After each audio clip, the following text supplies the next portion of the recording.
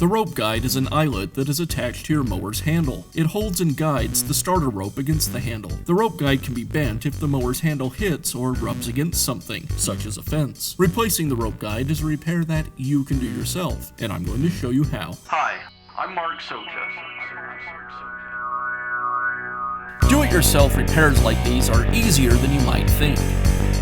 From lawn machines to cordless drills, kitchen mixers, Outdoor grills. our how-to videos walk you through each repair from start to finish.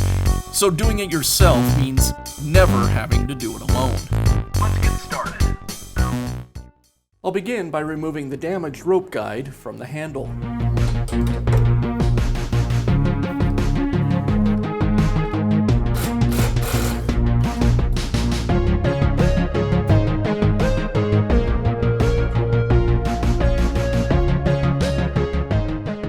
Now I can install the new rope guide.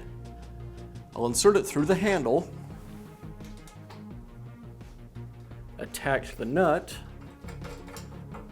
While I still have some play, I'll feed the starter rope through it, and now I'll tighten it into place.